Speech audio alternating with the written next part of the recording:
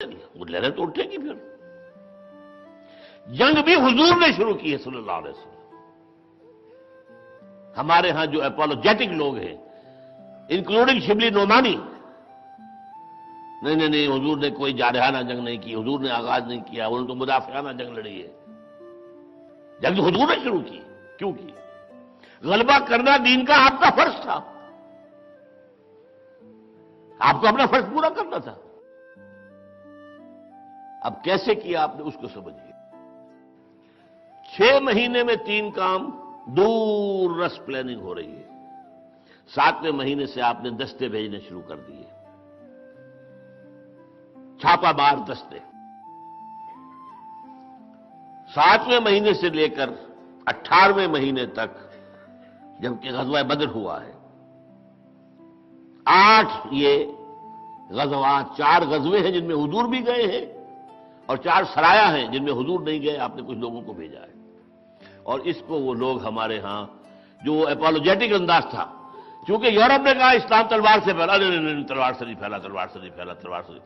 اور یہ تو بڑی خونی لوگ ہیں، اور جنگجو نبی تھا محمد صلی اللہ علیہ وسلم، نہیں انہوں نے تو دفاع میں جنگ کی تھی صرف، یہ بات صحیح نہیں۔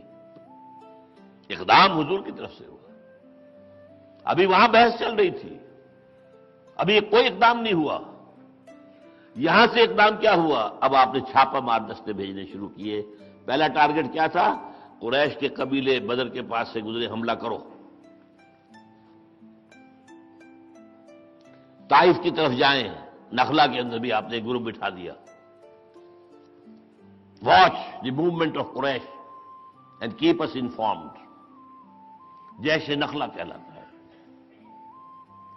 آپ خود ایک لشکر لے کر، جو قریش نے اب ایک بہت بڑا جو ہے بہت بڑا ایک کاروان جو ہے، قافلہ تجارتی تیار کیا تھا، جتنے مہاجرین وہاں سے آئے ان کے گھر لوٹ کر، سارا سامان لے کر اس کو فروخت کر کے ایک بڑی رقم فراہم کی گئی، اور اس سے وہ قافلہ تیار ہوا جو ابو سفیان لے کر گیا شام، اور حضور نے اس کا پیچھا کیا تھا، لیکن وہ نکل گیا آگے۔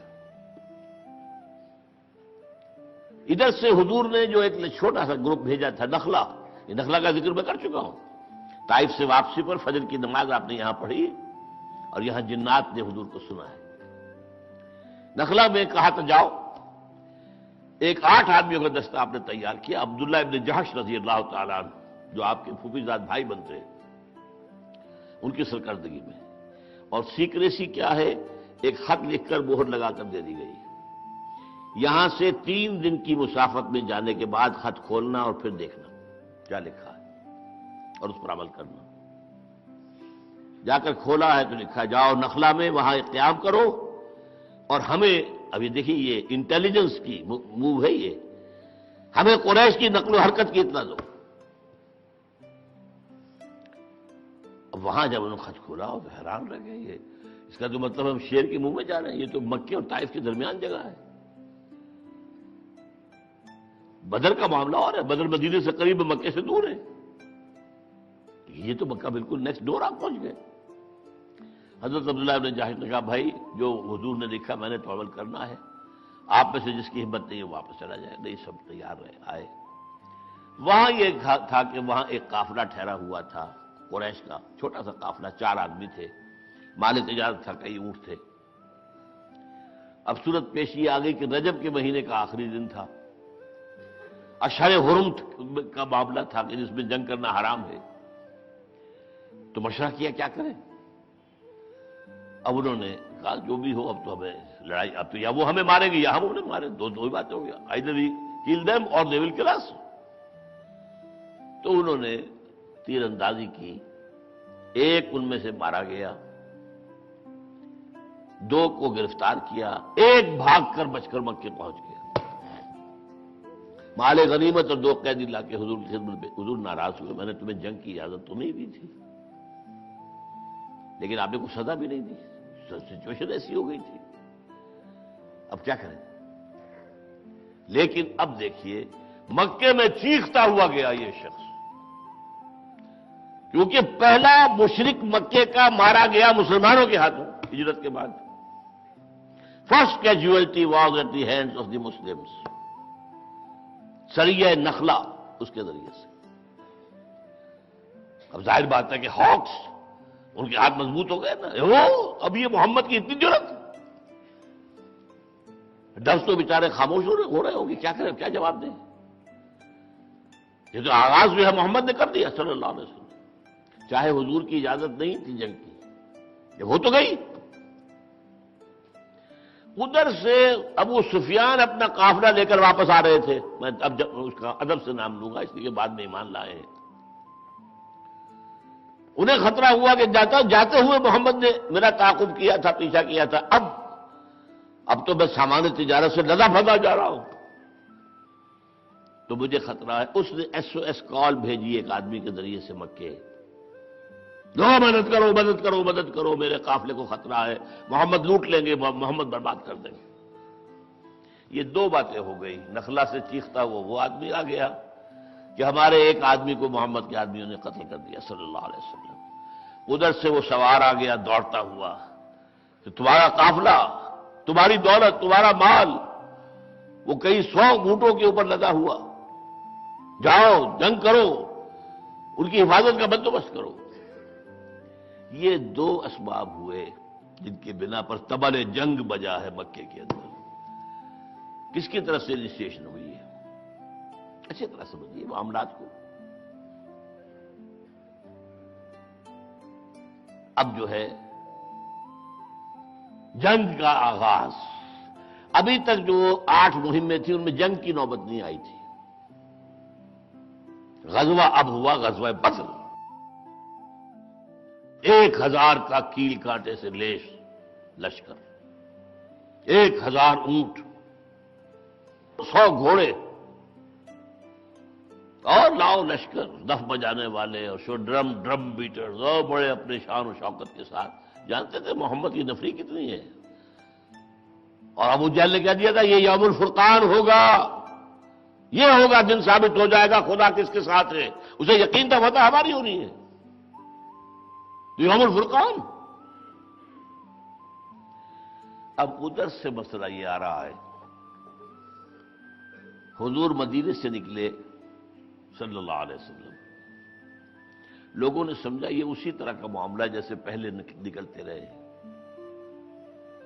مدینے سے کچھ باہر آ کر آپ نے ایک مجلس شورا منعقد کی. مسلمانوں, ایک لشکر آ رہا ہے شمال سے, ایک قافلہ آ رہا ہے شمال سے, مال تجارت سے لدا پھدا ہے. محافظ صرف 50 ہیں یا 30 ہیں, یہ 2 مختلف تعداد آتی ہے. ایک لشکر آ رہا ہے جنوب سے کیل کانٹے سے لیس, اور اللہ کا یہ وعدہ ہے کہ ان 2 میں سے ایک پر تمہیں ضرور فتح دے گا. بتاؤ کدھر چلے؟ کچھ ہم جیسے بھی وہاں ہوں گے بہرحال. حضور چلیں, قافلے کی طرف چلیں. ایک تو 50 آدمی آسانی سے وہ ختم کر دیں گے انہیں, ان کا اسلحہ مل جائے گا. ہمارے پاس تو سب کے پاس تلواریں بھی نہیں ہے. 50 مسلح لوگوں کا اسلحہ ملے گا, مال ملے گا بہت. اس کے بعد ہم لشکر سے نپٹ لیں گے. حضور فرمایا نہیں, مجھے مشورہ دو. اب مہاجرین ایک ایک کر کے کھڑے ہو رہے ہیں. حضرت ابوبکر, حضرت عمر جان سارانہ تقریریں کر رہے ہیں. حضور جو آپ کا منشا ہو آپ بسم اللہ کریں. مقداد ابن الاسود نے کھڑے ہو کر کہا رضی اللہ تعالی عنہ, حضور آپ ہمیں موسیٰ کے ساتھی نہ سمجھیے جنہوں نے کہہ دیا تھا فَاذْهَبْ أَنْتَ وَرَبُّكَ فَقَاتِلَا إِنَّا هَاهُنَا قَاعِدُونَ. جاؤ موسیٰ تم اور تمہارا رب تم لڑو, ہم نہیں جائیں گے. پہلے دشمن کو وہاں سے نکال دو پھر جائیں گے. ہم وہ نہیں ہیں, ہم محمد کے ساتھ ہیں. محمد رسول اللہ والذین معہ اشداء علی الکفار رحماء بینہم. یہ محمد کے ساتھی ہیں. اچھا حضور پھر بھی کہتے ہیں مشیرونی, مجھے مشورہ دو, مجھے مشورہ دو. اب حضرت سعد کو خیال آیا, وہ انصار کے رئیس تھے, کہ ہو نہ ہو یہ ہماری طرف روئے سخن ہے حضور کا. اس لیے کہ بیعت عقبہ ثانیہ پر طے ہوا تھا اگر مدینے پر حملہ کیا انہوں نے تو ہم آپ کی حفاظت ایسے ہی کریں گے جیسے کہ اپنے آل اولاد کی کرتے ہیں۔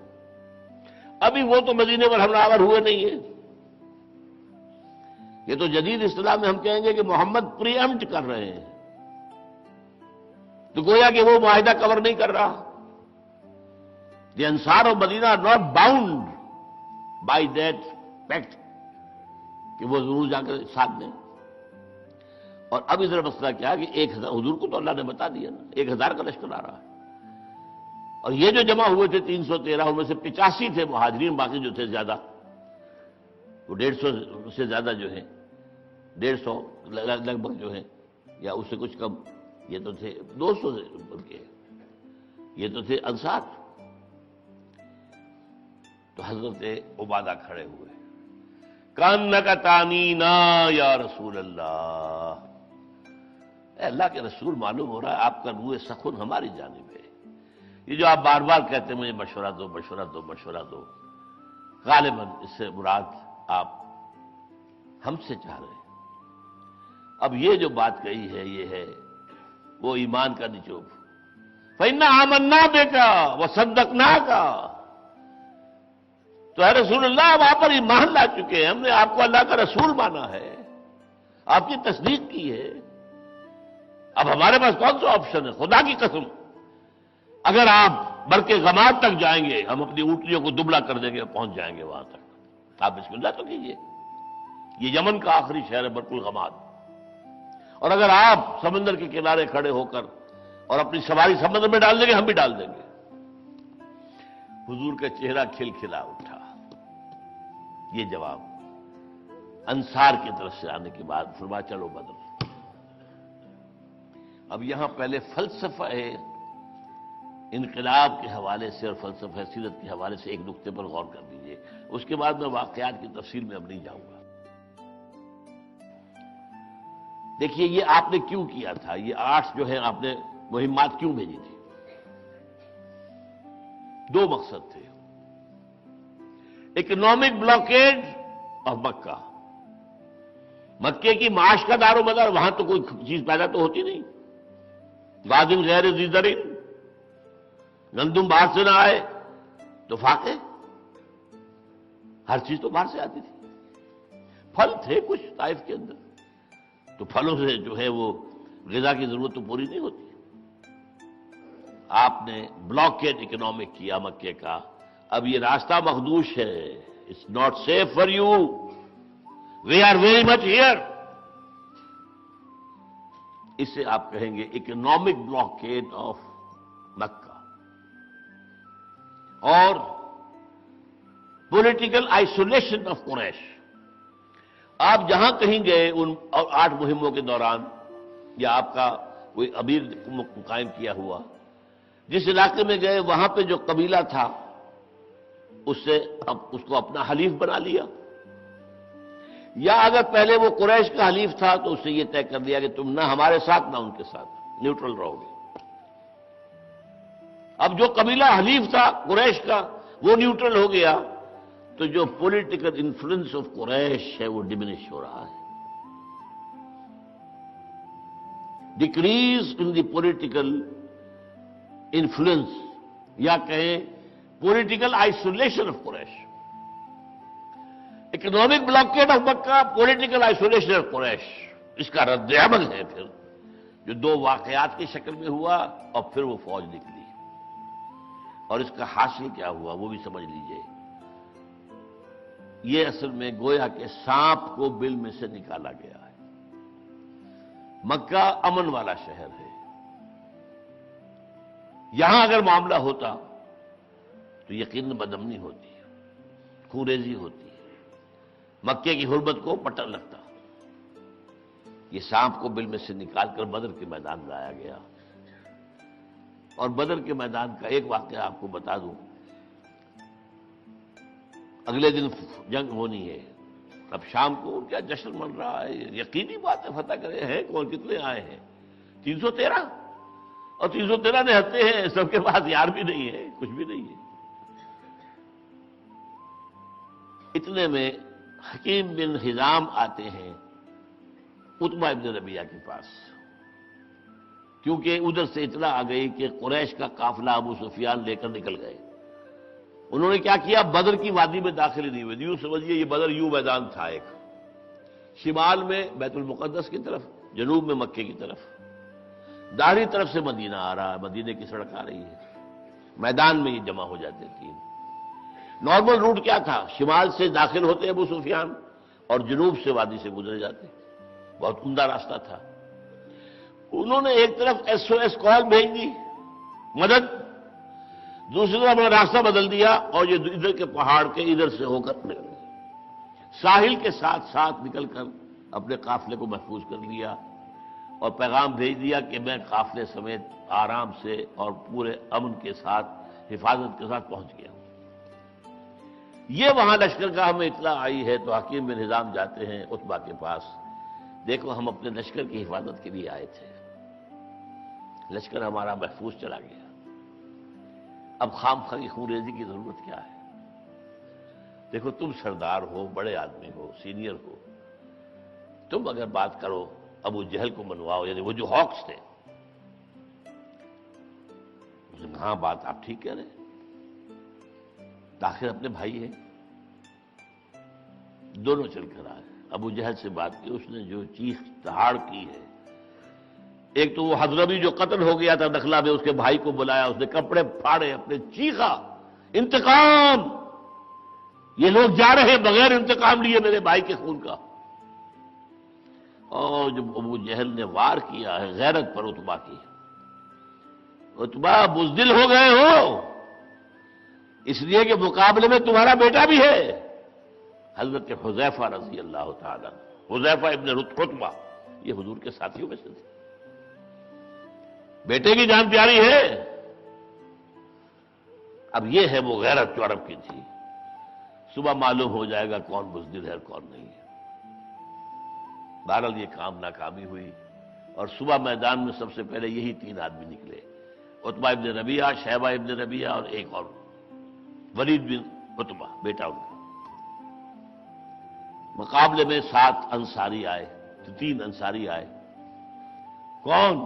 ہم مدینے کے ہیں، نہ تم سے ہمارا مقابلہ نہیں، ہمیں اپنے برابر کے چاہیے، ہمارے برابر کے، محمد ہماری توہین مت کرو، ہم ان کاشتکاروں کے ساتھ لڑنے کے لیے نہیں آئے ہیں، سینڈ اس ایکولز۔ اب حضرت حمزہ، حضرت علی، حضرت حارث بن عبد المطلب یہ آئے، کون؟ ہاں یس وی آر ایکول۔ عتبہ کو جہنم پہنچایا حضرت حمزہ نے، شیبہ کو حضرت علی نے، ولید کے ایک وار سے حضرت حارث کی ٹانگ کٹ گئی، اب وہ ختم کرنے والا تھا کہ حضرت علی نے اس کو بھی ختم کیا، پھر جنگ ہوئی۔ بہرحال اس جنگ کے اندر اسے قرآن مجید نے بھی کہا یہ الفرقان ہے، یوم الفرقان، یوم التقى الجمعان، معلوم ہو گیا اللہ کس کے ساتھ تھا، تم نے خود کہا تھا یہ یوم الفرقان ہوگا اور ہم نے یوم الفرقان بنا دیا۔ 313 تقریباً نہتے آدمیوں نے اور 70 سارے بڑے بڑے سردار مارے گئے، سردار نام کی کوئی شے ہی نہیں رہی وہاں مکے کے اندر سوائے ابو سفیان کے کہ وہ قافلہ لے کر گیا ہوا تھا، بس سب مارے۔ یہ ہے یہاں سے جنگی سلسلہ شروع ہوا ہے۔ اب یہ 6 سالہ وار ہے، اصل میں نوٹ کر لیجئے، یہ جنگیں ہیں، جنگ بدر، جنگ احد، جنگ احزاب، غزوہ بنی مستلق وغیرہ وغیرہ بے شمار ہیں، وہ تو ایک سال میں کئی ہے، ان کو ہم کہیں گے بیٹلز، جیسے فرسٹ ورلڈ وار میں فلاں بیٹل فلاں بیٹل فلاں بیٹل فلاں بیٹل، وہ بیٹلز کہلاتے ہیں، وار تو کئی سال لمبی تھی۔ So this was a 6 years long war with so many battles. غزوہ احد کے اندر عارضی طور پر مسلمانوں کو شکست ہوئی، لیکن اس مسئلے کو میں واضح کر دینا چاہتا ہوں اس لیے کہ بدگمانی پیدا کی گئی ہے۔ تھا یہ کہ 3000 کا لشکر لے کر اب آ گیا تھا، ابو سفیان نے اپنے سارے حلیف جمع کر لیے تھے، پوری طاقت لے کر 3000 کا لشکر لے کر اگلے سال آ گئے۔ انتقام ان کی گھٹی میں پڑا ہوا تو انتقام لینا ہے ہم نے، بیوی ہند اس کے ساتھ آئی تھی، وہ گاتی پھرتی تھی، لوگوں کے اندر جوش پیدا کرتی تھی، دف بجاتی ہوئی، لڑو لڑو لڑو، بدلہ لو۔ اس کا باپ تھا عتبہ ابن ربیعہ جو مارا گیا، اس کا بھائی تھا شیبہ ابن ربیعہ، چچا تھا، اور بھائی تھا ولید ابن ربیعہ۔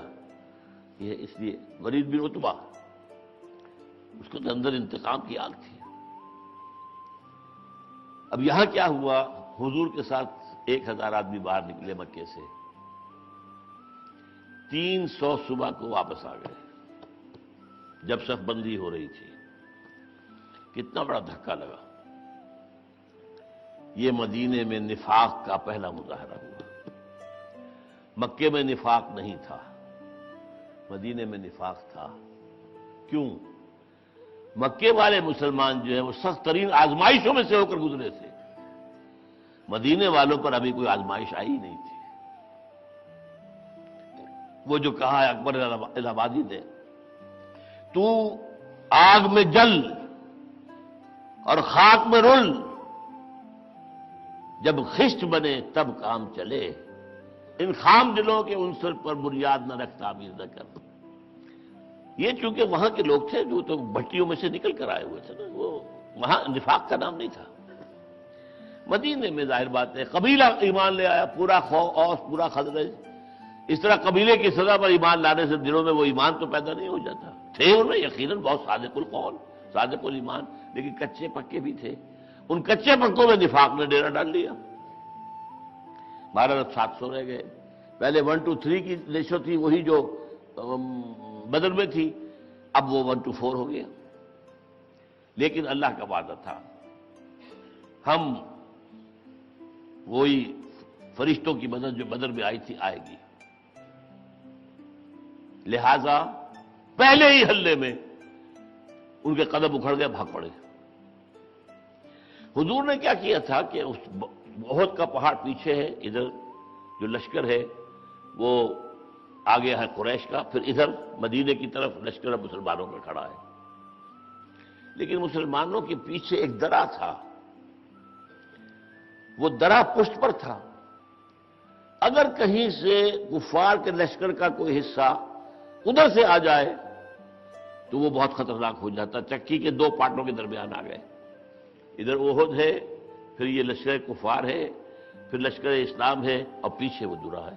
درے سے بھی اگر حملہ ہو گیا، لہذا آپ نے 50 تیر انداز وہاں کھڑے کر دیے اور حکم دیا کہ چاہے تم ہمیں شکست ہو جائے، ہم سب قتل ہو جائیں، اور ہمارا گوشت پرندے نوچ نوچ کر کھا رہے، تب بھی تم نے یہاں کو نہیں ہلنا۔ جب فتح ہو گئی، اب یہاں اختلاف ہو گیا۔ لوگوں نے کہا چلو چلو چلو، پیچھا کرو انہیں، پکڑو ان کو، قیدی بناؤ، مال غنیمت جمع کرو۔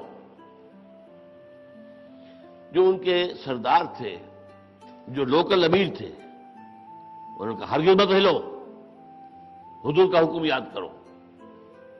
انہوں نے کہا کہ حضور نے تو شکست کی حالت میں بتایا تھا نا، یہاں تو فتح ہو گئی ہے۔ حکم کی خلاف ورزی کی، 35 تیر انداز چھوڑ کر چلے گئے، 15 رہ گئے۔ ادھر خالد ابن ولید بن مغیرہ بہت بڑا سردار تھا، جن کے بیٹے تھے یہ خالد، ابو سفیان کے ساتھ لیفٹیننٹ جو ہے غزوہ احد میں وہ تھے، وہ بعد میں ایمان لے آئے۔ خالد بن سیف من سیوف اللہ، ان کی عقابی نگاہ نے دیکھ لیا کہ وہ درہ خالی ہوئی، اور جو رسالہ تھا وہ ان کے کنٹرول میں تھا۔ وہ اپنے رسالے کو لے کے دوڑتے ہوئے پہاڑ کا چکر لگا کر پیچھے سے حملہ ہوا۔ اب ان کے سان گمان بھی نہیں تھا کہ کیا ہو جائے گا۔ جو پھر قتل ہوا ہے، 70 صحابہ شہید،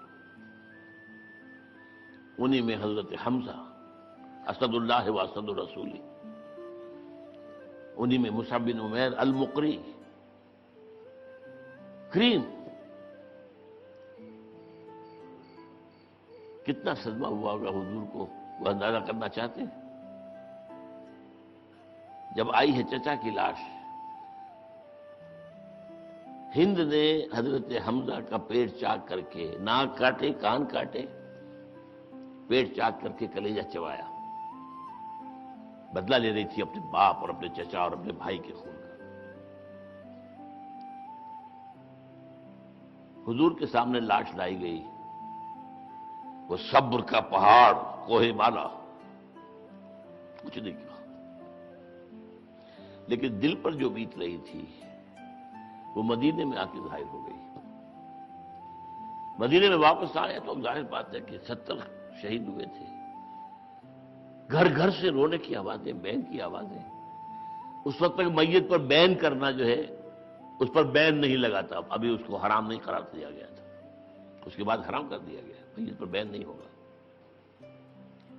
حضور کے کانوں میں آوازیں آئیں تو آپ کے لسان مبارک سے یہ جملہ نکل گیا، اما حمزہ تو فلا بواکی لہو، حمزہ کے لیے تو کوئی رونے والی بھی نہیں۔ مدینے میں کون ہے حمزہ کا؟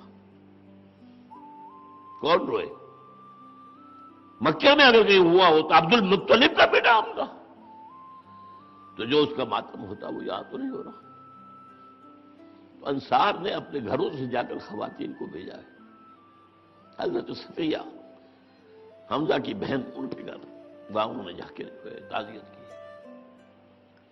میں نے اس لیے آپ کو بتایا تھا کہ حضرت عائشہ نے پوچھا تھا کیا احد سے بھی سخت دن آپ پر گزرا ہے، کیونکہ حضرت عائشہ بھی ان میں تھی خواتین میں، ابھی پردے کا حکم آیا نہیں تھا۔ جب خبریں مدینے پہنچی ہیں تو وہ دوڑی آئی ہیں زخمیوں کی دیکھ بھال کے لیے، خواتین انصار کی۔ تو وہ منظر تو ان کا دیکھا ہوا تھا، طائف سے انہوں نے نہیں دیکھا تھا۔ تب حضور نے کہا تھا کہ مجھ پر سخت ترین دن جو ہے وہ طائف کا تھا۔ بہرحال یہ میں نے جو 6 ایئرز لانگ وار ہے اس کا نقطہ آغاز آپ کو بتا دیا، لیکن جو غلط فہمی میں دور کرنا چاہتا تھا وہ یہ کہ قرآن مجید میں بعد میں مسلمانوں سے کہا گیا دیکھو تم ہمیں الزام نہیں دے سکتے، ہماری مدد آ گئی تھی، ہم نے تمہیں فتح دے دی تھی، مگر تم نے نظم کی خلاف ورزی کی، جرم تمہارا ہے، اس لیے تمہیں سبق پڑھایا گیا ہے۔ ابھی تو تمہاری مشن کا آغاز ہو رہا ہے، ابھی تو پوری دنیا میں تمہیں اللہ کے دین کو غالب کرنا ہے، بڑے بڑے مارکے آنے ہیں، بڑی بڑی آزمائشیں آنی ہیں۔ اگر تمہارے ڈسپلن کا یہ حال ہے تو کام کیسے ہوگا؟ میں آیت آپ کو سنا رہا ہوں، وَلَقَدْ صَدَقَكُمُ اللَّهُ وَعْدَهُ، دیکھو اللہ نے تم سے اپنا وعدہ پورا کر دیا تھا، اِسْتَحُسُّونَهُمْ بِإِذْنِهِ، جبکہ تم انہیں گاجر بوجھ کی طرح کاٹ رہے تھے، حَتَّىٰ إِذَا فَشِلْتُمْ، یہاں تک کہ جب تم ڈھیلے پڑے، نظم ڈھیلا کر دیا، وَتَنَازَعْتُمْ فِي الْأَمْرِ، اور ڈسپلن کے معاملے میں جھگڑے، تم نے اپنے مقامی امیر کے بات کی خلاف ورزی کی، من بعد وعصیتم، اور تم نے نافرمانی کی، من بعد ما اراکم ما تحبون، اس کے بعد کہ تمہیں اللہ نے وہ شے دکھا دی تمہیں پسند ہے بہت۔ یہ پسند والی بات پہ اکثر مفسرین نے اور اکثر سیرت نگاروں نے کہہ دیا مال غنیمت کے لیے جھپٹے تھے، یہ بالکل غلط ہے۔ مال غنیمت کا معاملہ بدر میں طے ہو چکا تھا، وہاں پہلے کیا تھا عرب کے اندر، جو جس کے ہاتھ آ گیا وہ اس کا ہے، اس لیے ظاہر بات ہے کہ سب کوشش کرتے تھے میں زیادہ سمیٹوں، میں زیادہ سمیٹوں۔ بدر کے بعد قانون آ گیا کہ جو مال غنیمت ہے اس کا خمس اللہ کا ہے، اور باقی جو ہے سب میں برابر تقسیم ہو جائے گا، جو ہے لا کے جمع کرو، پول کرو، یہ نہیں ہے کہ جو کسی کے ہاتھ لگ گیا وہ اس کی ملکیت ہے، یہ قانون تو آ چکا تھا۔ لہذا احد میں تو اس کے لیے بھاگنے کی، دوڑنے کی، کہیں ہم محروم نہ رہ جائیں، سب لوگ مال سمیٹ کر دوسرے لے جائیں، اس کا کوئی امکان نہیں تھا۔ میں نے اس کی تعبیر کی ہے، اور عرب دلی کے ایک رسالے میں اس کی بہت تحسین ہوئی، اور ایک رسالے نے اس پر تنقید کی، یہ خامخواہ جو ہے صحابہ کرام کی طرف سے یہ جو ہے اتنی معذرت کر رہا ہے، اور ان کی کمی یا کمزوری کو چھپا رہا ہے۔ میں نے کہا یہ بات نہیں ہے، اصل میں قرآن مجید میں سورہ صف میں آیا ہے اخری تحبونھا نصر من اللہ وفتح قریب، ایک اور شے جو تمہیں بہت پسند ہے وہ یہ ہے کہ اللہ کی طرف سے مدد آ جائے اور فتح قریب ہو۔ وہ فتح کی جو محبت تھی اس کی وجہ سے ان کے اندر ڈھیل پیدا ہوئی ہے، مال غنیمت نہیں۔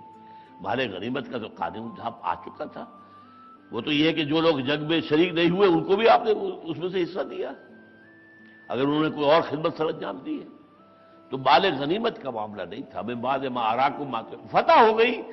اور دیکھیں اصل بات کیا ہے کہ بندہ مومن کے لیے فتح و شکست اس کی کوئی حیثیت نہیں ہے، اپنے فرض کی ادائیگی حیثیت ہے۔ فرض ادا کیا، جان دے دی، تو حضرت حمزہ کو ناکام تو نہیں ہوئے؟ حضرت مصعب بن عمیر ناکام ہو گئے؟ حضرت سمیہ اور حضرت یاسر کیا ناکام ہو گئے؟ معاذ اللہ کامیاب ہے۔ اصبروا یا آل یاسر فإن موعدکم الجنہ، یہ جو بھی شہید ہے سیدھے جنت میں گئے، انہیں میدان قیامت کے حساب کتاب سے نہیں گزرنا ہے، سیدھے جنت میں، ان کے لیے وہ مراحل دوسرے نہیں ہیں۔ ولا تقولوا لمن يقتل في سبيل الله اموات بل احياء ولكن لا تشعرون، اور ایک جگہ فرمایا بل احیاء عند ربهم يرزقون، انہیں وہاں رزق مل رہا ہے۔ لہذا وہ بات نہیں تھی، بات یہ تھی کہ اصل میں فتح ہوتا ہے، اعصاب جو ٹینس ہوتے تھے، مقابلہ جاری ہے تو اعصاب میں ٹینشن ہوگی، جب معلوم ہوا کہ یہ ختم ہو گیا تو اعصاب ڈھیلے پڑ جائیں، اب ان کی ٹینشن کی ضرورت تو نہیں ہے۔ تو یہ اصل بات تھی۔ اس کے بعد کی جو کچھ جنگیں ہیں ان کا ذکر چھوڑ کر میں آ رہا ہوں اس پر کہ جو میرے نزدیک کلائمیکس ہے، اس 6 سالہ جنگ کا کلائمیکس غزوہ احزاب، 12,000 کا لشکر آ گیا، قریش، غطفان کے قبائل، شمال سے بھی جنوب سے بھی، اور مدینے کو گھیر کر محاصرہ کر دیا۔ بہت بڑا لشکر اس وقت کے حساب سے 12,000۔ مسلمانوں میں طاقت نہیں تھی اتنی کہ مقابلہ کر سکتے، میدان میں نکل کر محصور ہو گئے۔ اس وقت جو ہے حضرت سلمان فارسی نے مشورہ دیا کہ ہمارے ہاں کی روایت یہ رہی ہے کہ جب ایسی کوئی صورت ہو جاتی تھی ہم اپنے شہر کے گرد خندق کھودتے تھے تاکہ دشمن اس کو عبور کر کے حملہ آور نہ ہو۔ حضور نے پسند کیا، تجویز اچھی ہے، کھودو خندق۔ اصل میں مدینے کا نقشہ کچھ ایسا ہے کہ اس کے جنوب میں تو باغات ہیں، گھنے باغات، کوئی لشکر اس میں سے گزر نہیں سکتا، اونٹ گھوڑے کیسے آئیں گے؟ اور دو طرف حرات ہیں، حرات کہتے ہیں سیاہ چٹانیں ہیں، جو بھی گئے ہیں حج کے لیے انہوں نے دیکھی ہوں گی، چٹانیں سیاہ بن کی اور بڑی وہ جو ہے چکنی سی، ان کے اوپر لشکر نہیں چل سکتا، پھسل جائے گا، گھوڑا بھی پھسلے گا اور اونٹ بھی پھسلے گا، آدمی بھی پھسلے گا۔ تو یہ گویا کہ 3 طرف سے تو ایک نیچرل جو ہے حفاظت حاصل تھی مدینے میں، چوتھی طرف وہ تھی جب سے اندیشہ تھا، وہاں ایک فصیل کھینچی گئی احزاب۔ اب یہ جو لشکر ہے اور یہ جو جنگ ہوئی ہے اس کا آپ اندازہ کیجئے، اس قدر جو ہے فاقے کا معاملہ ہوا، اس لیے کہ اب گھیراؤ ہے، باہر سے رسد نہیں آ رہی، اندر کی رسد ایک ہوتی ہے ختم ہو گئی، محاصرہ طول پکڑ رہا ہے، لہذا پیٹوں پر پتھر باندھے لوگوں نے، اور جب حکم دیا گیا خندق کھودو، اس وقت جو صحابہ کرام خندق کھود رہے تھے، پیٹوں پر پتھر باندھے ہوئے تھے، کمر دوہری نہ ہو جائے، پتھر باندھ کر اوپر سے کمر اپنی چادر سے کس لیا تاکہ کمر سیدھی رہے، اور اس وقت شعر پڑھ رہے تھے، نحن الذین بایعوا محمدا علی الجہاد ما بقینا ابدا، ہم وہ لوگ ہیں کہ جنہوں نے محمد سے بیعت کی تھی، اب جب تک ہم نے جہاد کی بیعت کی تھی، جب تک جان میں جان ہے یہ جو جہاد جاری رہے گا، جان نکل جائے تو ٹھیک ہے، ہم سرخرو ہو گئے، ہمارا حساب ختم ہو گیا، امتحان ختم ہو گئے، جان میں جان ہے، چاہے بھوک ہے، فاقہ ہے، کمر دوری ہو رہی ہے، لیکن جاری رہے گا جہاد۔ نحن الذین بایعوا محمدا علی الجہاد ما بقینا ابدا۔ ایک بیعت ہمارے ہاں ہوتی ہے پیری مریدی کی، اس میں کیا ہوتا ہے وہ کچھ اور ہی ہے، کہ لفظ بیعت مشترک ہے، کہاں وہ بیعت کہاں یہ بیعت۔ ساتھ ہی ایک اور شعر پڑھتے تھے، اللہم لا عیش الا عیش الاخرہ، اے اللہ زندگی تو آخرت کی زندگی ہے، اور حضور فرماتے تھے فاغفر للانصار والمہاجرہ، اے اللہ ان انصار اور مہاجرین کی مغفرت فرما۔ اور جب بہت زیادہ پریشانی ہوئی تو کچھ صحابہ نے آ کر، جیسے خباب بن الارت نے شکایت کی تھی، 5واں سن نبوی تھا، یہ 5واں سن ہجری ہے، تو کچھ لوگوں نے آ کر کہا حضور دیکھیے اب برداشت نہیں ہو رہا، ہم نے پتھر باندھے ہوئے، حضور نے اپنا کرتا مبارک اٹھا کر دکھایا، 2 پتھر بندے ہوئے تھے۔ یہ ہے وہ مشقتیں، یہ اتنا سخت امتحان تھا۔ قرآن مجید نے اس کا نقشہ کھینچا ہے، اذ جاؤوکم من فوقکم ومن اسفل منکم، جب تمہارے اوپر سے بھی آئے شمال کی طرف سے، اور مشرق میں اندر بھی نجد کا علاقہ اونچا ہے، اور جنوب سے آئے قریش، اور تمہارا حال کیا ہو گیا تھا؟ تمہارے دل بلیوں کی طرح اچھل رہے تھے، حلق میں پھنس رہے تھے۔ وَتَظُنُّونَ بِاللَّهِ ظُنُونًا، اور طرح طرح کے خیالات تمہیں آ رہے تھے۔ آخری ٹیسٹ ہو گیا، جو منافقین تھے ان کی زبان پر ان کا نفاق آ گیا۔ انہوں نے کیا کہا؟ مَا وَعَدَنَا اللَّهُ وَرَسُولُهُ إِلَّا غُرُورًا، ہمیں تو اللہ اور اس کے رسول نے دھوکہ دے کے مروا دیا۔ ہم سے کہا تھا فتح ہوگی، ہم سے کہا تھا مدد آئے گی، ہم سے کہا تھا قیصر و کسریٰ کے خزانے تمہارے قدموں میں ہوں گے، ہم سے کہا تھا کہ پورے عرب کے اندر امن قائم ہو جائے گا، اور سنا سے حضرت موت تک کوئی سفر کرے گا اسے اللہ کے سوا کسی کا خوف نہیں ہوگا۔ یہ کیا ہو رہا ہے؟ ہم تو قضائے حاجت کے لیے باہر نہیں نکل رہے۔ ان کا نفاق ظاہر ہو گیا۔ لیکن سچے ایمان والوں کا کیا تھا؟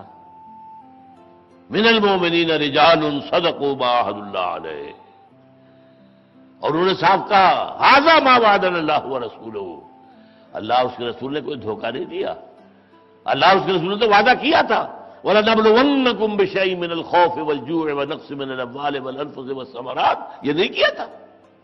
آزمائیں گے ہم تمہیں بھوک سے بھی، جانوں اور مالی نقصان سے بھی، اور فصلوں کی بربادی اور تباہی سے بھی آزمائیں گے۔ وَلَنَبْلُوَنَّكُمْ، یہ سچ ہو رہا ہے۔ فَصَدَقَ اللَّهُ وَرَسُولُهُ، بالکل سچ کہا تھا اللہ نے اس کے رسول نے۔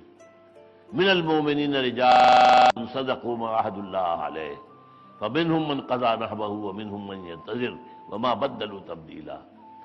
ان اہل ایمان میں وہ جواں مرد ہیں، ہمت والے ہیں، جنہوں نے جو اللہ سے وعدہ کیا تھا کہ اللہ جان مال تن دھن سب دینے کو تیار، وہ پورا کر دیا۔ منهم من قضى نحبه، نظر گزار چکے، اپنی پیش کر چکے۔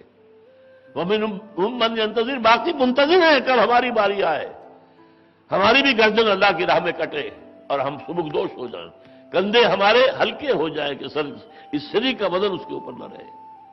ومنهم من ينتظر، جیسے حضور کی دعا میں نے آپ کو سنائی پہلے کہ میں بہت چاہتا ہوں لَوَدِدتُّ أَنْ أُقْتَلَ فِي سَبِيلِ اللَّهِ ثُمَّ أُحْيَىٰ ثُمَّ أُقْتَلَ ثُمَّ أُحْيَىٰ ثُمَّ أُقْتَلَ۔ البتہ اب نوٹ کیجئے، یہ ہے اجتماعی طور پر کلائمیکس کہ جو اہل ایمان کی آزمائش کی، جیسے میں نے کہا تھا حضور کے لیے کلائمیکس یوم طائف، اجتماعی طور پر کلائمیکس احزاب۔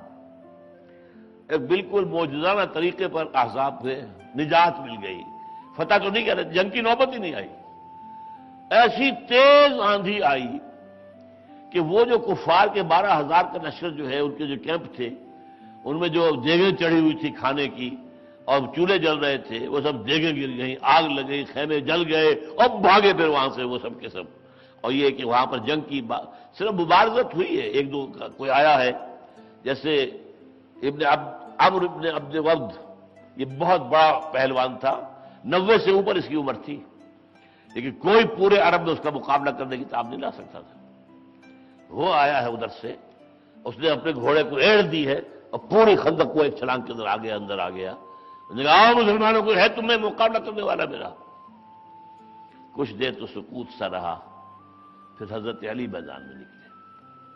وہ ہنسا، حضرت علی چونکہ پستہ قد تھے، آپ کا قد لمبا نہیں تھا، یہ آیا چھوکرا آیا میرے مقابلے میں،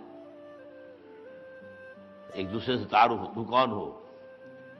اس کے بعد اس نے کہا دیکھو بیٹے نوجوان، میرا قاعدہ یہ رہا ہے کہ میں کسی کو بھی قتل کرنے سے پہلے اس کی 3 باتیں جو ہے کہتا ہوں کہ تم آرزو پیش کرو، ایک ضرور میں مان لوں گا۔ تمہاری آرزو کیا ہے؟ فرمایا ایمان لے آؤ۔ نہیں نہیں نہیں، سوال ہی پیدا نہیں ہوتا۔ دوسری بولو تم اس جنگ سے واپس چلے جاؤ۔ نہیں نہیں نہیں، نہیں ہوگا۔ تیسری بولو آؤ میرے مقابلے میں۔ حضرت علی کہتے آؤ، اب تیسری یہ ہے کہ آؤ مقابلہ۔ ہنسا، ٹھٹا لگا، اچھا میں نہیں سمجھتا تھا کہ عرب میں کوئی شخص مجھ سے بھی جنگ کرنے کی خواہش کر سکتا ہے. حضرت علی نے مقابلہ ہوا، حضرت علی نے قتل کیا اسے.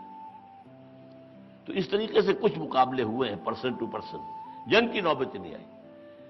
اور اس میں کچھ اور بھی تفاصیر میں جانے کا موقع نہیں ہے، لیکن جو اصل بات سمجھنے کی وہ کیا ہے کہ یہ مسلمانوں کے لیے اب ٹرننگ پوائنٹ تھا، اس لیے کہ اسی زمانے میں سورہ صف نازل ہوئی ہے جس میں وہ آیت آ گئی وَأُخْرَىٰ تُحِبُّونَهَا نَصْرٌ مِّنَ اللَّهِ وَفَتْحٌ قَرِیب.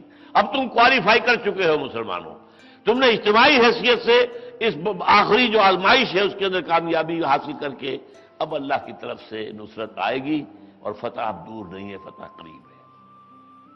اور یہی بات حضور نے فرما دی تھی لن تغزوکم قریش بعد عامکم ھذا.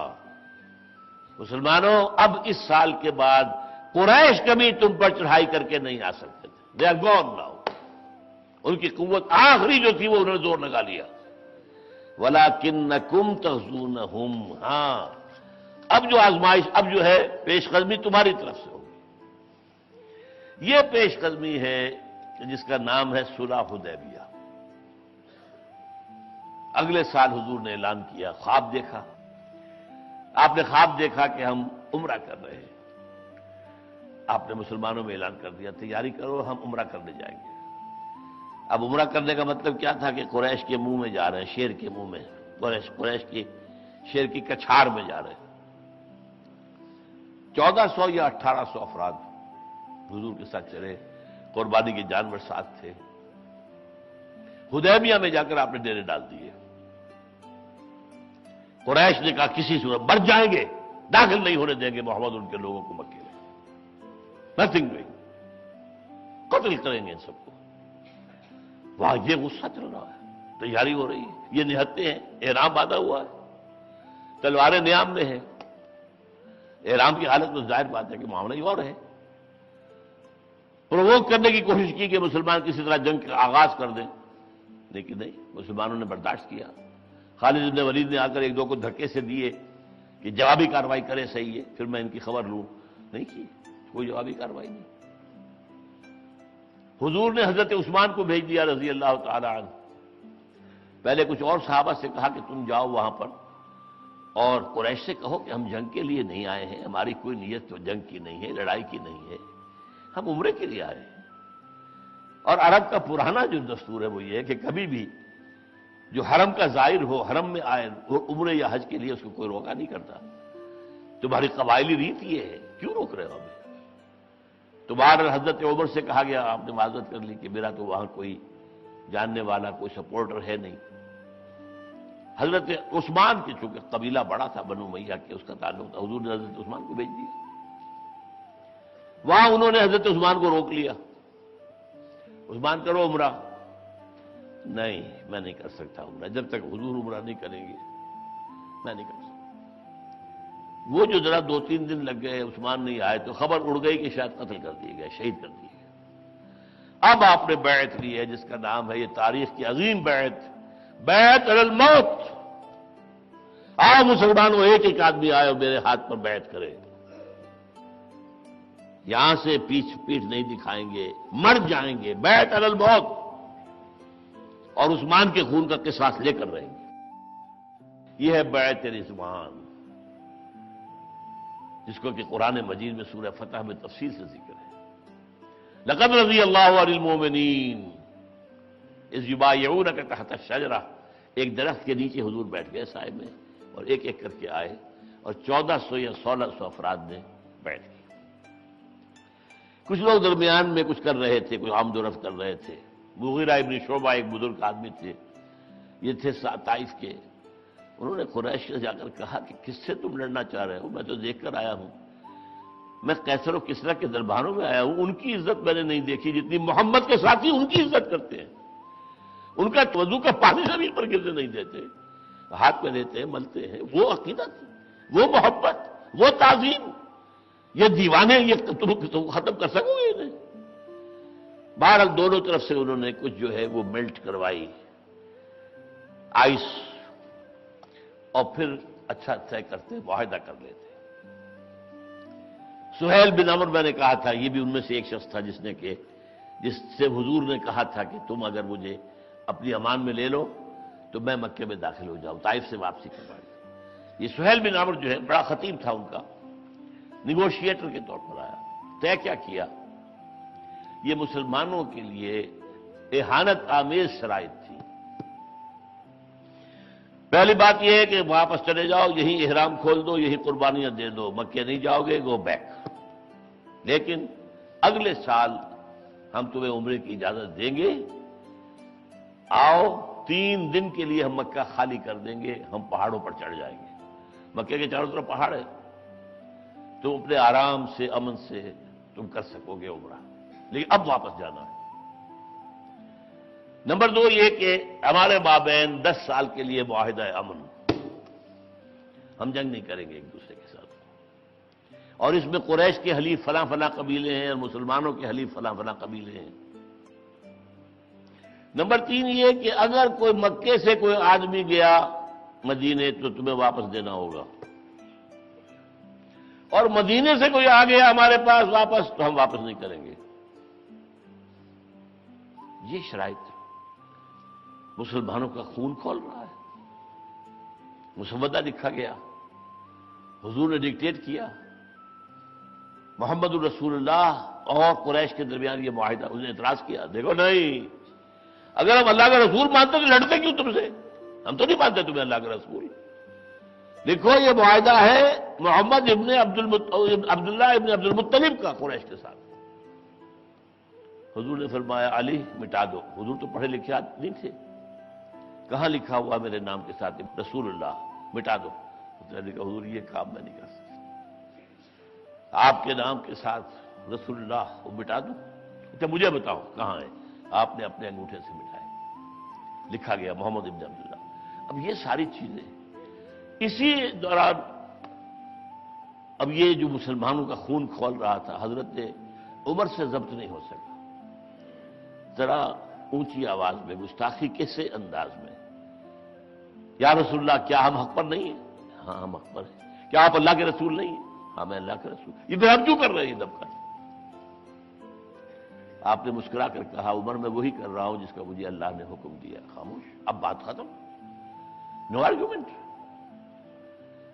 لیکن خون جو کھول رہا تھا اس کا اندازہ اس سے آپ کیجئے۔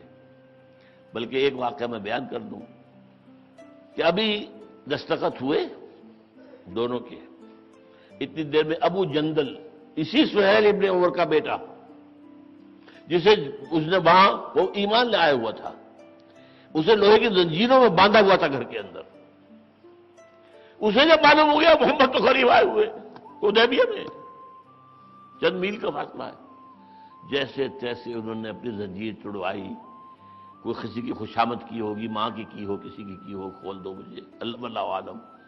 اور وہ اپنی انہی بیڑیوں سے، بیڑیاں نہیں کاٹی جا سکتی، بیڑیاں ہاتھ میں لیے ہوئے، بیڑیوں کی زنجیریں لے کے بھاگتے ہوئے آئے حدیبیہ، رسول اللہ قدموں میں گرے۔ سہیل نے کہا محمد معاہدہ ہو چکا ہے، واپس کرو اس کو۔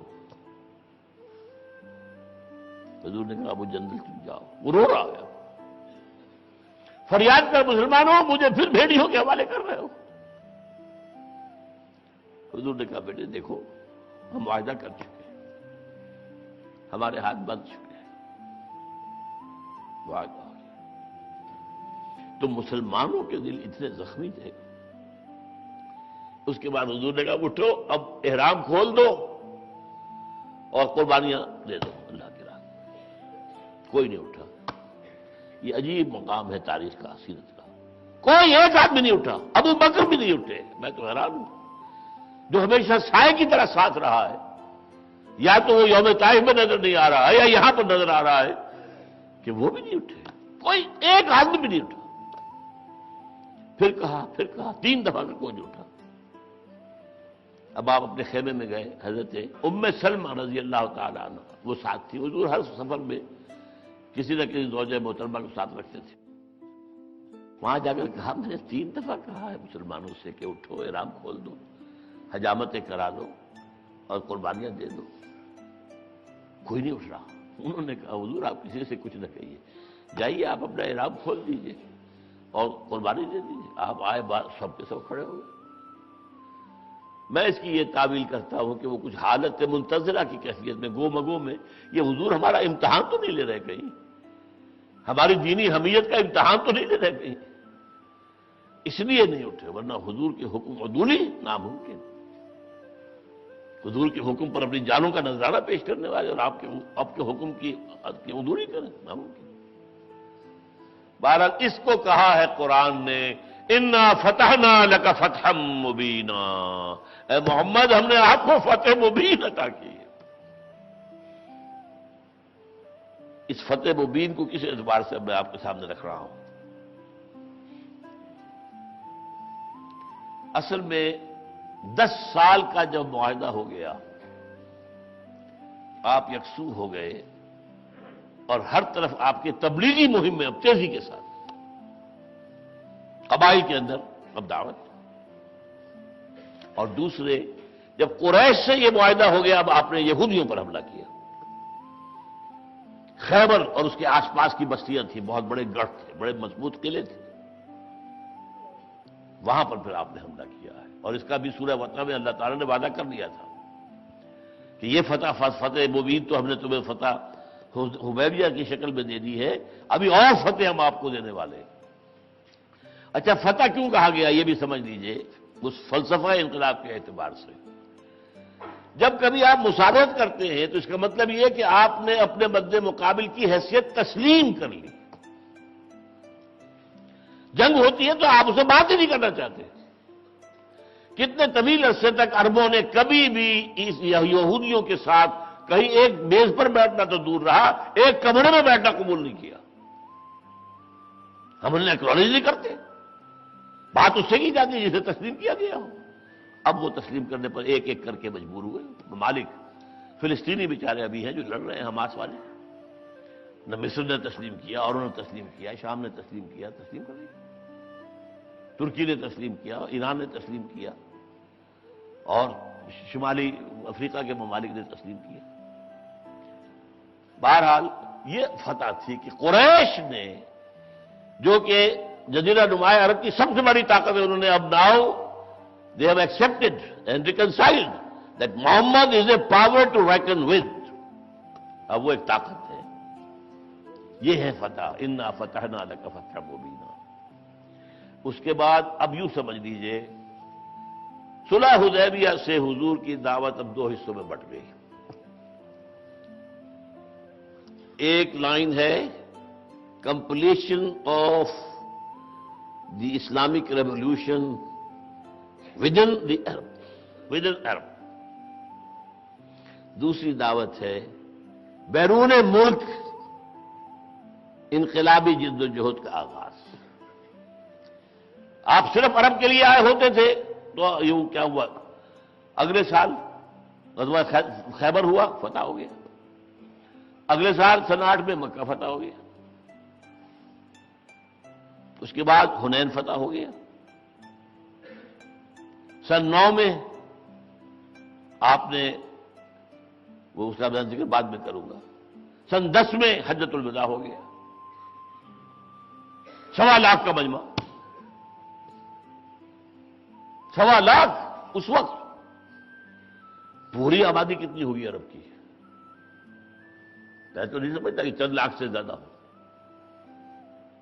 1.25 لاکھ کا مجمع، اور اس میں آپ نے اپنے فنیشنگ ٹچز دیے اپنی تعلیمات کو، خطبہ حجۃ الوداع انتہائی، اور اس میں کیا کہا آخر میں؟ سوال کیا الا هل بلغت، لوگوں میں نے پہنچا دیا کہ نہیں؟ اور جواب ملا انا نشهد انك قد بلغت الرسالة واديت الامانة ونصحت الامة وكشفت الغمة۔ جی حضور ہم گواہ ہیں، آپ نے رسالت کا حق ادا کر دیا، آپ نے امانت کا حق ادا کر دیا۔ قرآن آپ کے پاس آیا تھا، یہ جو امانت تھی آپ کے پاس، ہمارے لیے نازل کیا تھا اللہ نے آپ کے ذریعے۔ آپ نے امت کا حق نصیحت، حق خیر خواہی ادا کر دیا، آپ نے گمراہی کے اندھیاروں کے پردے چاک کر دیے۔ 3 دفعہ سوال، 3 دفعہ جواب، الا هل بلغت انا نشهد انك قد بلغت الرسالة واديت الامانة ونصحت الامة وكشفت الغمة۔ اب کیا فرمایا؟ آپ نے پہلے اشارہ کیا آسمان کی طرف لوگوں کی طرف، اللہم اشہد، اے اللہ تو بھی گواہ رہے، یہ مان رہے ہیں میں نے اپنا فریضہ رسالت ادا کر دیا، میں نے تبلیغ کا حق ادا کر دیا۔ اے اللہ جو تو نے کہا تھا یا ایھا الرسول بلغ ما انزل الیک من ربک وان لم تفعل فما بلغت رسالتہ، اے رسول جو قرآن تم پر نازل کیا جائے پہنچا دو اس کو، اور اگر اس کے اندر کمی رہی تو رسالت کا حق ادا نہیں ہوگا۔ اے اللہ یہ مان رہے میں نے میں نے پہنچا دیا۔ اور پھر وہ اب جو یہاں ہیں ان کا فرض ہے کہ ان کو پہنچائیں جو یہاں نہیں ہے، اور جو یہاں نہیں ہے نا وہ سب بھی آ گئے جو اس وقت دنیا میں تھے، اور وہ بھی آگے جو قیامت تک آنے والے ہیں، ان میں سے ایک ایک شخص کو قرآن پہنچانا اس امت کی ذمہ داری ہے۔ فَلْيُبَلِّغِ شَاهِدُ الْغَائِبَ، اور اس میں یہاں تک وصف دی ہے کہ بلغوا عنی ولو آیۃ، پہنچاؤ میری جانب سے، ایک ہی آیت پہنچاؤ۔ یہ ایک لنک ہوا۔ سن 6 میں صلح حدیبیہ، سن 7 میں فتح خیبر، سن 8 میں فتح مکہ، سن 9 میں اعلان کر دیا گیا کہ اب مشرکین کے ساتھ کوئی معاہدہ نہیں ہوگا، سارے معاہدے یا تو اپنی مدت تک پہنچ کر ختم ہو جائیں گے، رینیو نہیں ہوں گے، اور یا یہ ہے کہ اگر مدت کوئی طے نہیں ہے تو 4 مہینے کے بعد ختم ہو جائیں گے۔ اب کوئی معاہدہ مشرکین کے لیے، اور 4 مہینے کی مہلت ہے۔ مشرکین مکہ، مشرکین عرب، بنی اسماعیل یا ایمان لے آئے یا قتل عام کر دیا جائے گا۔ یہ سن 9 میں ہوا ہے۔ 6 آیتیں سورہ توبہ کی ابتدائی نازل ہوئی ہیں۔ حضور جو حج کا قافلہ ہے بھیج چکے تھے، روانہ فرما چکے تھے حضرت ابوبکر کی سرکردگی اور امارت میں، پھر یہ آیتیں نازل ہوئی۔ براۃ من اللہ ورسولہ، اعلان برات ہے، اب اللہ اور اس کے رسول کا کوئی معاہدہ مشرکین کے ساتھ نہیں۔ حضرت علی کو بھیجا جا کر پیچھے، انہوں نے جا کر، اس لیے جب پہنچے ہیں وہاں جہاں قافلہ ٹھہرا ہوا تھا، حضرت ابوبکر نے پہلا سوال یہ کیا، یہ میں نے اہم بات بتا رہا ہوں، امیرون اور مامورون، علی حضور نے تمہیں امیر بنا کر بھیجا ہے یا مامور؟ اگر مجھے معزول کر کے تمہیں امیر بنایا ہے تو میں ادھر بیٹھتا ہوں، تم ادھر آؤ، اور اگر مامور کی تو ٹھیک ہے۔ حضرت علی نے فرمایا مامور، مجھے مامور بنا کر بھیجا ہے۔ ہاں یہ اعلان جو ہے، یہ 6 آیتیں سورہ توبہ کی ابتدا، یہ میں حج کے موقع پہ حضور کے ذاتی نمائندے کی حیثیت سے، کیونکہ عرب قریبی رشتہ دار کی طرف کے بغیر کسی بڑے آدمی کی کسی بات کو مانتے نہیں تھے، تو چچا زاد بھائی تو حضرت علی تھے، داماد بھی تھے حضرت علی تھے، تو وہ حج کے اس مجمع میں وہ آیتیں پڑھ کے سنا دی، براۃ من اللہ ورسولہ الی الذین عاہدتم من المشرکین۔ تو یہ ایک لائن ہوئی جس سے کہ جزیرہ نما عرب میں جاء الحق وزهق الباطل ان الباطل کان زہوقا۔ دوسری لائن کیا ہوئی؟ اہم نقطہ ہے، بس اس کے بعد میں تفصیل ختم کروں گا۔ اب آپ نے دعوتی خطوط لکھے بادشاہوں کے نام، کیونکہ عرب سے فارغ ہو رہے، اللہ نے سند دے دی، اتنا انا فتحنا لک فتحا مبینا۔ اب آپ نے خط لکھا خسرو پرویز والی ایران، ہرقل مقوقس مصر، نجاشی حبشہ، منذر بن صحابی بحرین، حوضہ بن علی یمامہ، جعفر شاہ عمان، حارث ابن ابی شمر غسانی حاکم دمشق، حارث ابن عمیر ازدی حاکم بصرہ۔ آپ نے خطوط بھیجے، میں اللہ کا رسول ہوں، ایمان لاؤ، اسلم تسلم ہو، اور میری تصدیق کرو، دین میں داخل ہو جاؤ۔ یہاں اب ایک فلسفہ انقلاب کی بات سمجھ لیجیے۔ حضور نے یہ خطوط پہلے ہی دن کیوں نہیں بھیج دیے مکے سے؟ خط لکھنے میں کیا خرچ آتا تھا؟ اور اس وقت تو حضور کے پاس دولت بھی تھی بہت، حضرت عائشہ، حضرت خدیجہ رضی اللہ تعالیٰ عنہ، جو انہوں نے بالکل آپ کے ڈسپوزل پر ڈال دی تھی۔ یہاں فرق سمجھ لیجئے، ایک انقلابی تحریک اور ایک تبلیغی تحریک۔ تبلیغی تحریک پھیلتی ہے پہلے دن سے ہی زمین پر، جیسے خربوزے کی بیل پھیلتی چلی جائے گی، پھیلتی چلی جائے گی، پھیلتی چلی، اوپر اٹھے گی نہیں، اٹھنا اس کی فطرت میں نہیں ہے۔ خربوزہ ہو، ککڑی ہو، کچھ اور ہو، اور آم کا درخت 2 پتیاں نکلے گی تو اوپر کو رخ ہوگا، کذرٍ اخرج شطأہ فآزرہ فاستغلظ فاستوى علی سوقہ، اپنی نال پر کھڑا ہو گیا پودا، اب سال ہر سال لے کر وہ جوان ہوا، اب اس میں پھل لگ رہا ہے، اب وہ پھیلے گا۔ جب اوپر سے پھیلتا ہے سایہ بھی دیتا ہے، پھل بھی دیتا ہے۔ حضور نے 10 برس تک مکے سے باہر قدم نہیں نکالا، وہیں کام کیا، وہیں کام کیا، وہیں کام کیا۔ کوئی تبلیغی جماعت نہیں بھیجی، کوئی وفد مبلغین کا نہیں بھیجا، کوئی کسی کو خط نہیں لکھا۔ بھائی اپنے گھر میں اگر کچھ نہیں کر سکے تو باہر کیا کر رہے ہو تم؟ Physician heal thyself. ہاں مدینے میں آنے کے بعد آپ نے عرب کے اندر وہاں بھی آپ نے کبھی کوئی تبلیغی جماعت نہیں بھیجی، نوٹ کر لیجیے۔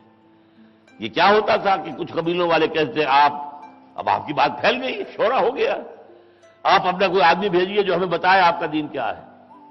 تب آپ بھیجتے تھے اصحاب صفہ میں سے، اور ان میں سے 2 واقعات بڑے ہی دل دوز ہوئے ہیں۔ 70 صحابہ کو انہوں نے شہید کیا، بلایا تھا تبلیغ کے لیے، تعلیم کے لیے۔ بئر معونہ کا واقعہ جس کے بعد حضور نے پھر لعنت کی ہے، اور جو دعا ہوتی ہے فجر میں مانگی جاتی ہے، جو دعا جو نازلہ قنوت نازلہ، وہ اسی موقع پر اے اللہ ان کے گھروں کے اوپر پتھراؤ کر، اے اللہ ان کو تباہ و برباد کر دے، یہ ساری دعا اس میں ہے کہ نہیں ہے؟ بلایا دعوت دے کر، محمد اپنے آدمی بھیجو۔ بڑے پھیلے ہوئے قبیلے تھے کہ یہ وہاں جا کر آپ نے دین کی تعلیم دے، ہم جاننا چاہتے ہیں، اور سب کو شہید کر دیا۔ ایک آدمی لاشوں میں پڑا ہوا زخمی بچا ہے، اس نے باہر آ کر اطلاع دی حضور کو کہ وہ سب کے سب شہید کر دیے۔ جو صدمہ آپ کو ہوا اس کا آپ اندازہ نہیں کر سکتے۔ لیکن یہ کہ آپ نے کوئی تبلیغی جماعت نہیں بھیجی۔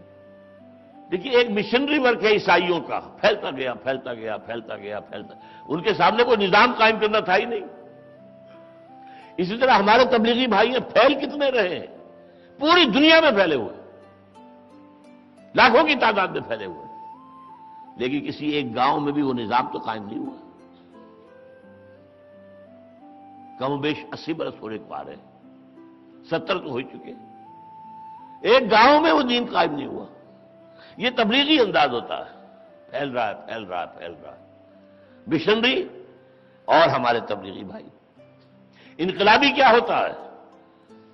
بولشویکس اینڈ مونشویکس نے رشیا کے اندر پہلے انقلاب برپا کیا، پھر انقلاب پھیلتا ہے بعد میں۔ پہلے انقلاب ایک ملک میں آتا ہے، پھر وہ حکومت کی سطح پر پھیلتا ہے۔ رشیا کا انقلاب 1917 کا پورا ایسٹرن یورپ کو جو ہے اس کے اندر پھر آ گیا، چائنا آ گیا، لیٹن امریکہ آ گیا، کہاں کیرلا، کہاں بنگال، وہاں پر کمیونسٹوں کی حکومتیں قائم ہو گئی۔ لیکن یہ کہ اس سے پہلے انہوں نے اپنے آپ کو وہ اپنے ملک کے اندر نقاب قائم کیا۔ حضور کا طریقہ انقلابی تھا۔ جب عرب میں اطلاع کی تکمیل ہو گئی، انا فتحنا لک فتحا مبینا، اب آپ نے خطوط بھیجے۔ ان میں سے ایک شخص نے، جو شرحبیل بن عمرو غسانی تھا، جو قیصر کی جانب سے بلقا کا گورنر تھا، اس نے حضور کو جو گئے تھے ایلچی، ان کو قتل کر دیا۔ یہ جگہ وجہ بن گئی کہ پھر غزوہ موتا حضور نے 3000 آدمیوں کا لشکر تیار کر کے بھیجا۔ مقابلہ وہاں ہو گیا 1 لاکھ سے۔ اب میں تفصیل میں نہیں جا سکتا۔ صحابہ نے مشورہ کیا کہ ہم یہاں مقابلہ کریں یا نہ کریں، یہ تو بڑا 3000 1 لاکھ، اور 1 لاکھ اور قیصر ذرا سے فاصلے پر یروشلم میں 1 لاکھ لشکر اور لے کر موجود تھا، تو گویا کہ 2 لاکھ سے مقابلہ تھا۔ لیکن سب نے یہ کہا کہ ہمیں تو شہادت چاہیے، شہادت ہے مطلوب و مقصود مونم، ہم فتح کے نہیں ہیں۔ وَأُخْرَىٰ تُحِبُّونَهَا نَصْرٌ مِّنَ اللَّهِ وَفَتْحٌ قَرِيبٌ، اللہ تعالیٰ نے جو بات کہی تھی ہمیں سمجھانے کے لیے، تمہارا مطلوب مقصود فتح نہیں ہے، شہادت ہے۔ لہذا وہاں پر وہ جنگ جو ہے، تینوں سپہ سالار جو ہیں حضور نے نام لے کر مقرر کر دیا تھا۔ پہلے زید ابن حارثہ تھے، پھر وہ شہید ہو گئے۔ جعفر طیار تھے، وہ شہید ہو گئے۔ پھر عبداللہ ابن رواحہ تھے، وہ شہید ہو گئے۔ پھر حضرت خالد ابن ولید، سیف من سیوف اللہ، جو احد کی شکست کا ذمہ دار تھا، جو عارضی شکست ہوئی ہے۔ اور اس کے بعد اللہ نے کہا، حضور نے کہا تھا تم اب اللہ کی تلواروں میں سے ایک تلوار بنو گے۔ جب وہ ایمان لائے تھے فتح مکہ سے قبل، تو اپنی تلوار پیش کی تھی حضور، اب آپ کی خدمت میں، اب یہ اللہ کے دین کے لیے ہوگی۔ اس کے بعد حضرت خالد بن ولید کسی بڑے ہی یوں سمجھیے کہ اسٹریٹجک انداز میں وہاں سے لشکر کو نکال کر لے آئے۔ اس کے بعد حضور نے اب اعلان کیا اب لشکر جائے گا ہمارا، اور ہر صاحب ایمان پر فرض ہے کہ نکلے، کیونکہ جنگ چھڑ گئی سلطنت روما کے ساتھ، اور برمڑا ہمیں مقابلہ کرنا ہے وہ سلطنت روما، اور it was the supreme power of the time. دو سپریم پاورز تھی، روما اینڈ ایران، کیونکہ رومیوں کے ایک آدمی نے ہمارے ایلچی کو قتل کیا ہے، اور یہ گویا کہ ڈکلریشن آف وار ہے، ایلچی کا قتل۔ تو آپ نے اعلان کیا، اور یہ پہلی مرتبہ ہوا کہ آپ نے اعلان کیا کہ ہمیں روم سے مقابلے کے لیے جانا ہے، تاکہ کوئی دھوکے میں نہ رہے۔ شدید ترین گرمی کا موسم، قحط کا عالم، اب فصل تیار تھی کھجور کی، طے یہ ہے کہ ہر مسلمان کو نکلنا ہے۔ 30,000 کا لشکر لے کر آپ گئے ہیں تبوک، 30,000 the biggest army which was commanded by Muhammad sallallahu alaihi wasallam in his lifetime۔ تبوک میں پہنچ گئے سلطنت روما کی سرحد کے اندر، وہاں موجود تھا ہرقل، سامنے نہیں آیا۔ وہ میں اس باب کو چھوڑ چکا ہوں کہ خطوط پر کیا رد عمل کس کس کا ہوا تھا، جب آپ شوق پیدا ہو جائے تو یہ چیزیں آپ سیرت کی کتابوں میں آپ کو تفصیل سے مل جائیں گی، اور رحیق المختوم میں خاص طور پر مطالعہ کیجیے۔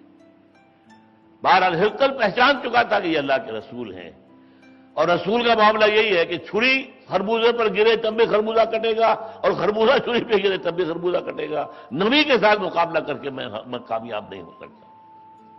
He didn't come forward۔ حضور وہاں مقیم رہے، آس پاس کے لوگوں کے ساتھ معاہدے کیے، ان کو حریف بنایا، تو واپس آ گئے۔ پھر لشکر جیش اسامہ تیار تھا، یعنی یوں سمجھیے کہ بین الاقوامی مرحلہ جو تھا اس دین کی اقامت اور دین کے غلبے کا، اس کا بھی آغاز حضور نے بنفس نفیس کر دیا تھا، لہذا جب آپ کا انتقال ہوا ہے جیش اسامہ تیار کھڑا ہوا تھا۔ اس کے بعد بھی میرے نوٹس تو ابھی ہیں، لیکن یہ کہ اب آپ کی ہمت بھی اور میری ہمت بھی جواب دے گئی ہے، اور میں سمجھتا ہوں کہ ایک حد تک ہمارا مضمون مکمل ہو گیا ہے۔ اس کے بعد اگر ہوتا یہ، اس کے بعد کیا ہوا؟ خلافت راشدہ ہوئی، کہاں سے کہاں تک دین پہنچا، دریائے جیہوں سے لے کر اور اٹلانٹک اوشن تک۔ پھر ایک بڑا فتنہ ہوا یہودی کا شروع کیا، عبداللہ ابن سبا کا، حضرت عثمان شہید ہوئے، حضرت علی کا سارا دور خلافت خانہ جنگی میں گزر گیا، 1,00,000 مسلمان ایک دوسرے کی تلواروں اور تیروں سے ختم ہوئے۔ وہ جو تھمتا نہ تھا کسی سے سیل رواں ہمارا، وہ موشن ٹوٹ گیا، اور اسلام کے زوال کا آغاز ہو گیا۔ اگرچہ مسلمانوں کا عروج رہا، لیکن خلافت راشدہ کے خاتمے کے بعد سے گریجولی اسلام کا زوال شروع۔ زوال اپنی انتہا کو پہنچا ہوا آج پوری دنیا میں 1 انچ نہیں ہے جہاں ہم دکھا سکیں come and see with your own eyes this is Islam. مسلمان ہے، 1.5 بلین ہے، بلکہ ابھی میں نے کہیں پڑھا 1.56 بلین، 1 ارب 56 کروڑ مسلمان ہیں۔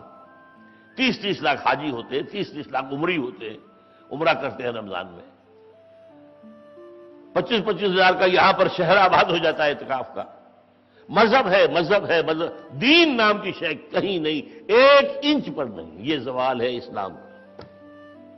البتہ اس دور میں مسلمانوں پر 2 عروج آئے، 2 زوال آئے۔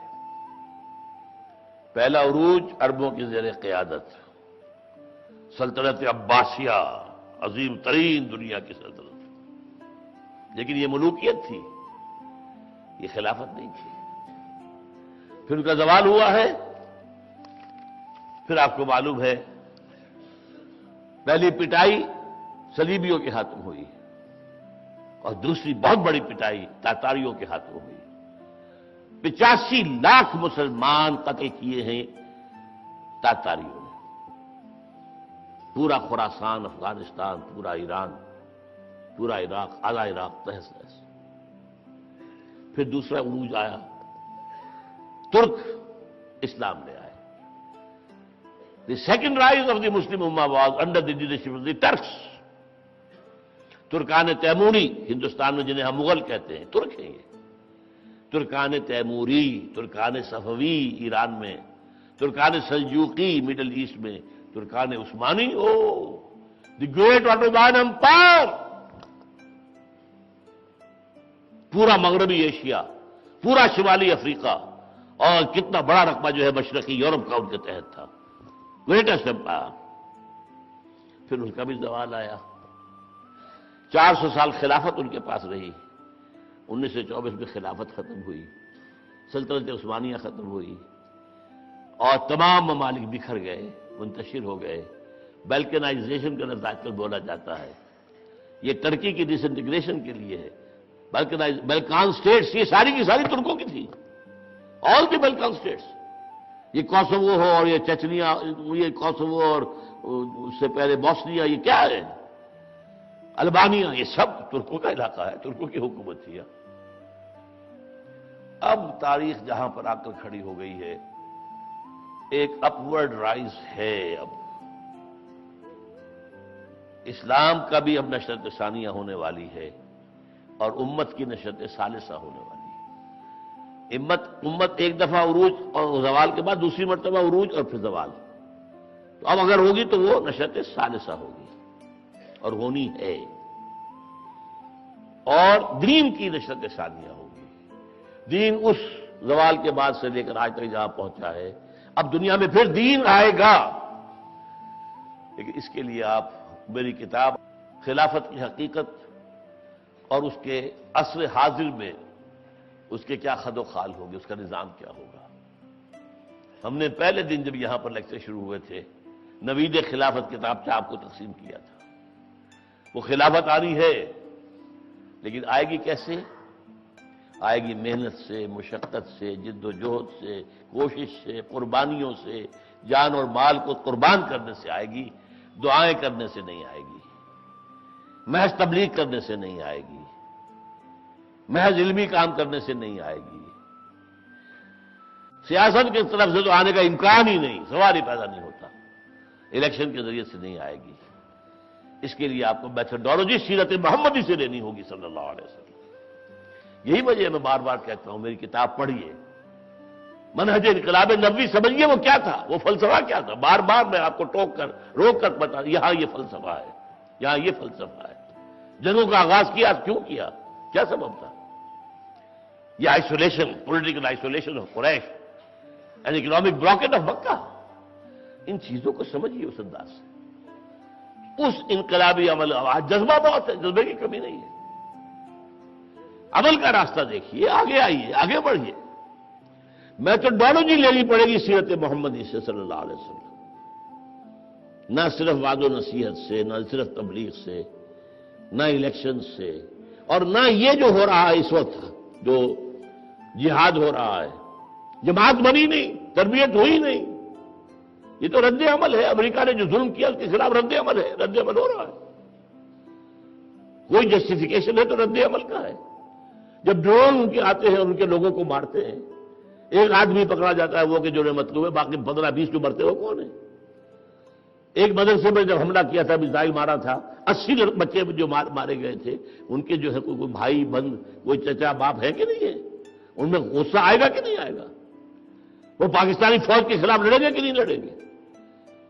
کہ تم تو بن گئے مرسنریز امریکہ کے، تم نے امریکہ کی جنگ کو لا کر افغانستان سے پاکستان میں داخل کرا لیا۔ بہرحال یہ حالات بہت خطرناک ہے، بہت خطرناک ہے، بہت خطرناک ہے، لیکن جب تک سانس تب تک آس۔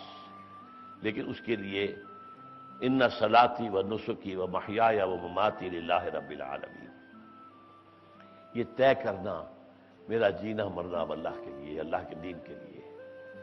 اس کے لیے جماعت تلاش کیجئے، ہم تنظیم اسلامی آپ کے سامنے پیش کرتے ہیں، اس میں شریک ہوں، ہمارے دست و بازو بنے، ہمارے ساتھی بنے، ہمارا ساتھ دیں، ہمارے ساتھ مل کر کام کریں۔ یہ بیس ہمارا اگر براڈ ہوگا، ہم کوئی کسی خودکش بمبار کا ساتھ دینے کو تیار نہیں ہے، یہ کام صحیح نہیں ہے، اس سے یہ کام نہیں ہوگا۔ غصہ کو تھوڑا سا آپ نکال لیں گے، اللہ خیر سے، اس سے ہوگا کیا، نتیجہ کیا نکلے گا؟ میں نے تو آپ کو بتایا کہ موسٹ ڈیسائسو معاملہ وہ پیسو ریزسٹنس کا تھا، جو 12 سال حکم رہا حضور کا صلی اللہ علیہ وسلم۔ بہرحال میں اس وقت تفصیل میں نہیں جانا چاہتا۔ اقول قولی ھذا واستغفر اللہ لی ولکم ولسائر المسلمین۔